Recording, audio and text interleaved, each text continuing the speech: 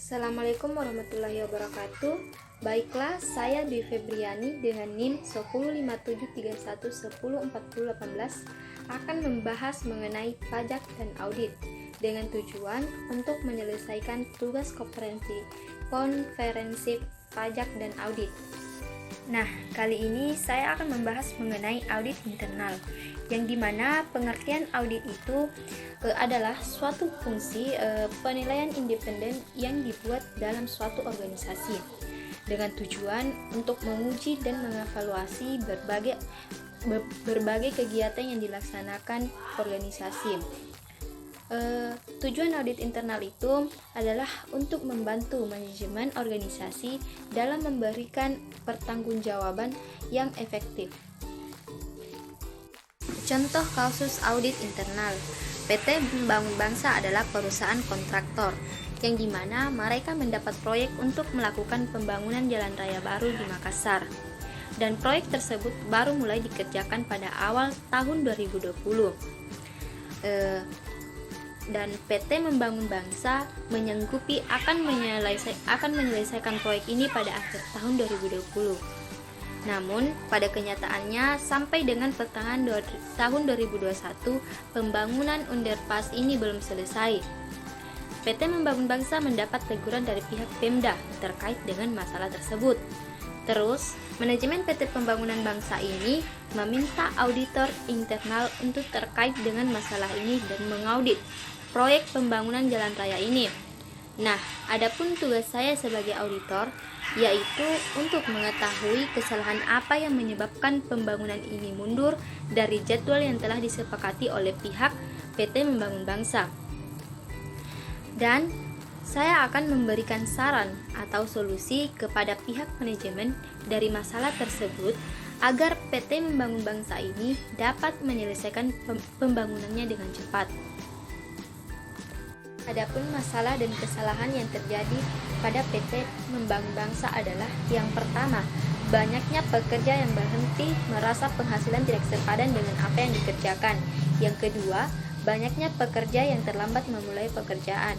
Yang ketiga, terhambatnya penerimaan dana pembangunan yang diberikan oleh Pemda yang disebabkan karena belum dicairkannya dana oleh pihak Pemda. Yang keempat, mahalnya biaya sewa alat-alat berat yang harus digunakan untuk pembangunan ini. Yang kelima, naiknya biaya bahan baku untuk pembangunan jalan raya. Yang keenam, adanya gaji yang tertunda karena adanya pengendapan dana di bagian keuangan PT Membangun Bangsa. Solusi dari permasalahan atau kesalahan yang terjadi kepada PT Membangun Bangsa yaitu yang pertama, melakukan penyesuaian gaji kepada para pekerja. Yang kedua, memberikan sanksi yang tegas kepada para pekerja yang melanggar kedisiplinan dalam bekerja. Dalam hal ini, ketepatan waktu bekerja. Yang ketiga, memberikan bonus kepada mereka yang disiplin dalam bekerja. Yang keempat, melakukan teguran kepada bagian keuangan PT Membangun Bangsa yang terbukti melakukan pengendapan gaji pegawai. Yang kelima, mencari tahu kembali bahwa kepada pihak Pemda tentang alasan mengapa dana pembangunan bisa terlambat atau terhambat. Yang terakhir yaitu meminimalkan penggunaan alat-alat berat.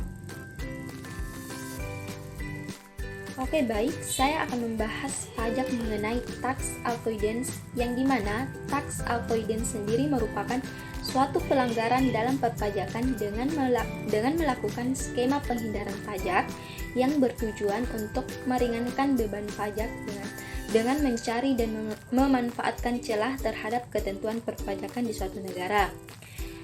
Hukum tindak pelanggaran perpajakan di Indonesia sendiri diatur dalam pasal 38 dan 39 Undang-Undang Ketentuan Umum dan Tata Cara Perpajakan, yang dimana dalam undang-undang tersebut yang apabila wajib pajak tidak menyampaikan SPT atau telah menyampaikan SPT yang isinya tidak benar atau tidak lengkap, maka wajib pajak dikenakan sanksi denda setinggi-tingginya sebesar 2 kali jumlah pajak terutang.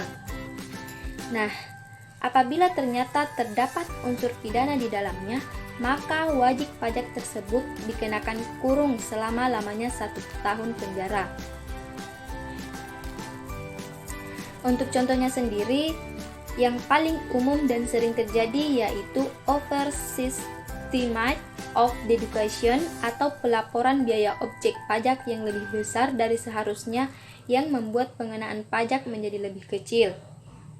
Sebaliknya, banyak juga wajib pajak yang melakukan understatement of income atau mencatat pendapatan yang lebih kecil dengan motivasi yang sama, atau biasa disebut dengan pengenaan pajak yang lebih kecil. Nah, untuk solusinya sendiri yaitu disarankan agar membuat sebuah aplikasi e-pajak yang dimana e-pajak ini mempunyai manfaat yang dapat digunakan oleh rakyat untuk membayar pajak di mana dan kapanpun itu. Sehingga dengan adanya e-pajak juga tidak ada alasan keterlambatan dalam membayar pajak tersebut, dan tidak ada alasan bahwa pajak yang terlalu mahal atau adanya kendala-kendala lain.